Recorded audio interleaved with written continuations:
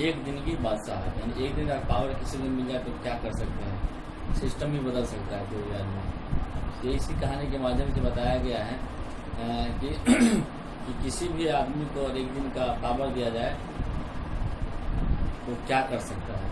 जैसे आप तो फिल्म देखें या नहीं देखे हो, लेकिन आप पेरेंट्स से पूछ सकते हैं। एक नायक फिल्म आया था अमरीश पुरी और अनिल कपूर का, उसमें भी बहुत सारे करप्ट कर रहे थे।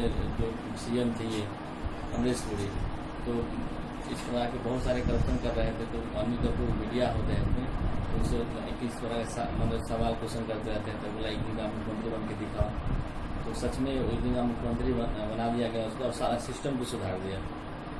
ठीक है, इस कहानी के माध्यम से आपको यही बताया गया है कि अगर पेरेंट्स के ही बारे में बताया गया है कि बच्चे की भावना को कदर करना चाहिए, बच्चे क्या करना चाहते हैं उसको भी समझना चाहिए। हमेशा डांट फटकार करना भी उचित नहीं होता है। तो इसमें भी यही परेशानी होती है इस बच्चों के साथ कि उसके पेरेंट्स जो है बार बार उसको जो भी काम करते थे उसको बार बार फटकार मिलती थी। इसलिए इसको एक दिन पावर मिल जाता है तो वो सिस्टम पूरा सुधार देता है। तो इस स्टोरी को आप सुनिए, और उसका मैं इसका पिक खींच के आपको मैं व्हाट्सएप भी कर दूंगा मैं, और स्टोरी को पढ़ना है गौर से। इस बार इससे संबंधित मैं आपको क्वेश्चन पूछूंगा मैं नेक्स्ट पार्ट में। आज आपको मैं स्टोरी पढ़ाता हूँ। चैप्टर 2 है, चैप्टर 2 का नाम है एक दिन की बादशाहत। उसका चैप्टर समझ में आ रहा है कि एक दिन की बादशाहत मिलना, पावर मिलना। बादशाहत में क्या होता है? पावर मिलना। ठीक है, तो क्या कर सकता है लोग, तो आप इसको गौर से सुनेंगे। आरिफ सालिम चलो फौरन सो जाओ, अम्मी की आवाज उस वक्त आती थी। ठीक है, आरिफ और सालिम दो भाई थे, उसको बार बार उसकी मम्मी बोलती थी चलो। आवाज किस तरह की आवाज थी? जब वे दोनों के साथ बैठकर कव्वाली गा रहे होते तो या फिर सुबह बड़े मजे से आइसक्रीम खाने के सपने देख रहे होते कि आपा झिंझोर देती जल्दी उठो स्कूल का वक्त हो गया है। ठीक है, मैंने बार बार उससे रोका जाता था। दोनों की मुसीबत में जान थी, उनका बहुत मूड उसका अपसेट होता था दोनों भाई का, आरिफ और सालिम का। हर वक्त पाबंदी, हर वक्त कंडीशन, हर वक्त मतलब कंडीशन ही कंडीशन, पाबंदी ही पाबंदी, कंठ पे सवार होना, हर वक्त तकरार, अपनी मर्जी से चूक भी नहीं कर सकते थे। मतलब इतना कश्ती में रखना भी उचित नहीं होता है। तो बच्चे के भावना में इस तरह का बातें आ रहे थे कि हमेशा चूकू चीखी करना, कश्ती में रहना। कभी आरिफ को गाने का मूड आता तो भाई बहन डांट देते, चुप हो या नहीं। हर वक्त मेढक की तरह टटराया रहता है, करता रहता है। ठीक है, बाहर जाओ तो अम्मी पूछती बाहर क्यों गए, बाहर गए थोड़ा सा तो मम्मी पूछती क्यों, अंदर रहते हो तो दादी चिल्लाती है। हाय मेरा दिमाग फटा जा रहा है शोर के मारे। अरे रजिया जरा इस बच्चे को बाहर हाँक दे। बाहर अब घर में है तो दादी परेशान है, बाहर थोड़ा निकले तो मम्मी परेशान है। जैसे बच्चे न हो मुर्गी के चूजे हो, इस प्रकार की कल्पना बच्चे कर रहे थे। बहुत उसको दोनों घंटों बैठकर इन पाबंदियों से बच निकलने की तरकीब सोचा, एक उपाय सोचा कि आखिर इस तरह से कब तक चलेगा। ये तो बहुत जुल्म की बात है कि हमेशा घर में दादी डांटती है, कुछ करते हैं तो बाहर मम्मी डांटती है। थोड़ा गाने का मन है, कुछ संगीत गाने का मन है तो बहन डांट देती है। उन दोनों ने तो सारे घर की दुश्मनी हो गई। सब लोग उसे अब अच्छे नहीं लगते थे, उस बच्चे को सबसे दुश्मनी होने लगा उसको। क्या हो रहा है ये? लिहाजा दोनों मिलकर एक योजना बनाई। अब्बा यानी अपने फादर को एक खिदमत में एक दरखास्त पेश किए। एक दिन उन्हें बड़ों के सारे अधिकार दे दिए जाए और सब छोटे बन जाएं। अब उसने एक पापा को अपना एक खत लिखा है, कहा है कि जो भी पावर बड़े को है वो छोटे को मिल जाए। ठीक है, और जो बड़े हैं वो छोटे बन जाए। कोई जरूरत नहीं है उधम मचाने की। अम्मी ने अपनी आदत के अनुसार डांट पिलाई, लेकिन अब्बा जाने किस मूड में थे। न सिर्फ मान गए बल्कि इकरार भी कर लिए, वादा भी कर लिए। हो गया ठीक है, तुम्हारी जो कहोगे मैं वो पूरा करूँगा। और तुम्हारी इच्छा है कि हम लोग एक दिन बाल रूप में आ जाए, तुम लोग को पावर मिल जाए तो कोई बात नहीं है। बैठकर दोनों को हर किस्त के अधिकार मिल जाए। अभी सुबह होने में कई घंटे थे कि आरिफ ने अपनी मम्मी को झिंझोर डाला। अम्मी जल्दी उठिए, नाश्ता तैयार कीजिए।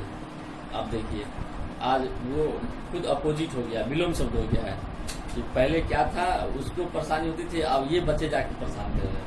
अम्मी ने चाहा एक झाँप पर रसीद कर के सोई रहे, मगर याद आया उसे कि एक दिन का पावर तो उसे मिल गया है।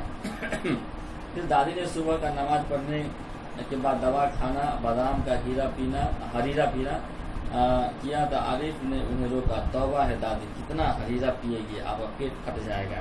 और दादी ने हाथ उठाया मारने के लिए। नाश्ता मेज पर आया तो आरिफ ने खानसामा से कहा, अंडे और मक्खन वगैरह हमारे सामने देखो, दलिया और दूध बिस्कुट इन सबको दे दो। ठीक है, पहले क्या था कि जो भी मक्खन वगैरह खाना नहीं पाता था तो दादी बोलती थी कि हमको दे दो, जो भी बिस्कुट वगैरह सब उस बच्चे को दे दो। आज उल्टा हो गया कि मक्खन हमें दो, बिस्कुट दादी को दो। दादी आपा दादी कहकर अंधी नजरों से उन्हें घूम, बेशक क्योंकि रोज की तरह आज वह तर माल अपने लिए रख सकती थी, लेकिन वो उस दिन तो रखना है ही नहीं उसको। सब खाने बैठ गए। सालिम ने अम्मी को टोका, अम्मी जरा अपने दांत देखिए, पान खाने से कितने गंदे हो गए। मैं तो दांत मान चुकी हूँ। अम्मा ने टहलाना चाहा, अम्मा क्या टहलाना चाहा कि नहीं हम तो दांत साफ कर, लेकिन वाकई में उसका दांत गंदा था। नहीं चलिए उठी, अम्मी निवाला तो चुकी है, मगर सालिम ने जबरदस्ती कंधा पकड़कर उन्हें उठा दिया। अम्मी को गुसल खाने में जाते देख सब हंस पड़े।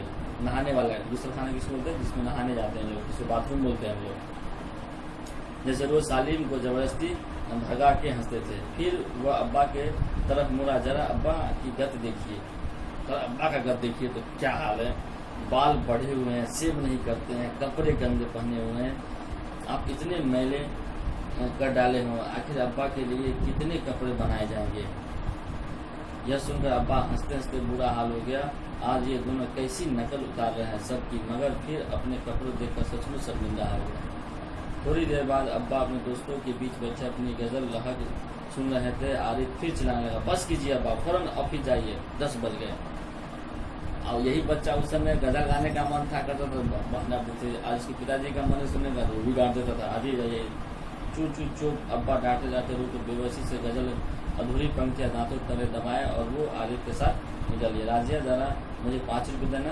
अब्बा दफ्तर जाने के लिए तैयार होकर बोले, 5 रुपये क्या होगा, कार में पेट्रोल तो है। आरिफ सुनकर अब्बा का जान निकल निकले। जैसे अब्बा कहते हैं कि इकन्नी का क्या करोगे, जेब खर्च तो ले चुके हैं। थोड़ी देर बाद खानसामा आया, बेगम साहब आज क्या पकेगा। हाँ, अब खाना के लिए अपना हर जगह पूछे जाते हैं कि बुजुर्ग पूछते हैं कि क्या बनेगा, तो आलू गोश्त कबाब मिर्ची सलाना। अम्मी ने अपनी आदत के अनुसार कहना शुरू कर दिया, तो बच्चे ने कहा नहीं आज ये चीज़ें नहीं पकेंगी। सालिम ने किताब रखकर अम्मी की नकल उतारी, गुस्सा में, आज ये चीज़ नहीं पकेगा। पहले जब वो बोलता था ये पकेगा मम्मी, तो गुस्सा आज नहीं, जो मर्जी में पका, आज कर नहीं, आज गुलाब जामुन गाजर और हलवा और मीठे चावल पकाओ। लेकिन मिठाइयाँ से रोटी कैसे खाई जाएगी, अम्मी किस तरह शब्द कर सकी, जैसे हर रोज सिर्फ मिर्च से सालन से खाते हैं। दोनों ने एक साथ कहा। पहले खूब मिर्च बनाती थी मम्मी, तो कहा ठीक है। दूसरी तरफ दादी किसी से तू मैं किए जा रही थी। उफ, दादी का सुर हमारे दिमाग पिघल रहा है। आज में दादी की तरफ दोनों हाथ से सिर थाम कर कहा।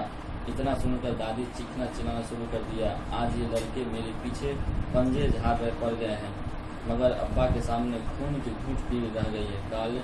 कॉलेज का वक्त हो गया। भाईजान अपनी सफ़ेद कमीज को आरिफ सालिम से बचाने तालाब से आ गए। अम्मी शाम को देर से जाऊंगा, दोस्तों के साथ फिल्म देखने जाना है, खबरदार। और फिर आरिफ ने आंखें निकाल कर कहा, धमकाया, कोई जरूरत नहीं फिल्म देखने की, इम्तिहान करीब है और हर वक्त और सपाटों में घूमते रहते हो।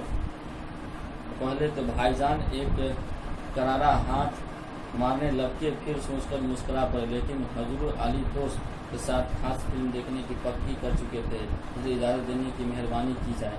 उन्होंने हाथ जोड़कर कहा, मना करे, बस मैंने एक बार कह दिया। तो लापरवाही से कहा और सोफे पर दराज होकर खड़ा देखने लगा।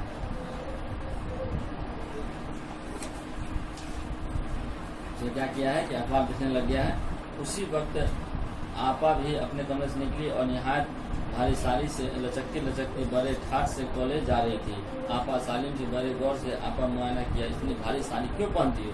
शाम तक गारत हो जाएगी, इस साड़ी को बदल कर जाइए, आज वो सफ़ेद वॉयल की साड़ी पहनना। अच्छा, बहुत दे चुके हो, आप चिढ़ गई, और कॉलेज में फंक्शन है, उन्होंने साड़ी की चिकन्ने दुरुस्त की। हुआ करे मैं क्या कह रहा हूँ, सुना नहीं? इतना अच्छी नकल देखकर आप शर्मिंदा हो गए। बिल्कुल इसी तरह वो आरिफ और सालिम को मनपसंद कमीज करवाकर निहायत बेकार कपड़े पहनने का हुक्म लगाया करती थी। जब वो साड़ी बनी, उसको भी कहा ये साड़ी हटाओ, ये साड़ी नहीं तुमको पहनना है, ऐसा साड़ी पहन के जाओ। उसके बच्चे साथ ऐसा भी होता था। अब दूसरा सुबह हुआ तो पावर छिन गया। तो सालिम की आंखें खुली तो नाश्ते की मेज सजाए उस दोनों को उठने का इंतजार हो रहा था। खानसामा को हुक्म दे रही थी कि हर खाने के साथ एक मीठी चीज बनाई जाए। अंदर आरिफ के गाने के साथ भाई मेज पर तबला बजा रहे थे। अब्बा सालिम से कहा कि स्कूल जाने का वक्त है, चवन्नी जेब में डाल कर रहा क्या हो जाए। ठीक है, इस पे लेखक है जिलानी बानो, लेकिन उर्दू से अनुवाद किया है लक्ष्मी चंद्र गुप्ता ने। ये एक उर्दू कहानी है और इसको हिंदी कन्वर्ट किया गया है किसके द्वारा? लक्ष्मी चंद्र गुप्ता द्वारा। ठीक है, तो उद्देश्य ये है कि पेरेंट्स भी अपने बच्चों का जो भावना है और कल्पना है उसको भी कदर करे, और बच्चे भी अपने पेरेंट्स का कदर करे और सामंजस्य के साथ अपने जीवन यापन को बढ़ाए, ताकि आपके जीवन में फायदा ही फायदा हो। अब इससे संबंधित मैं क्वेश्चन आपसे नेक्स्ट पार्ट में पूछूंगा। Okay, bye bye.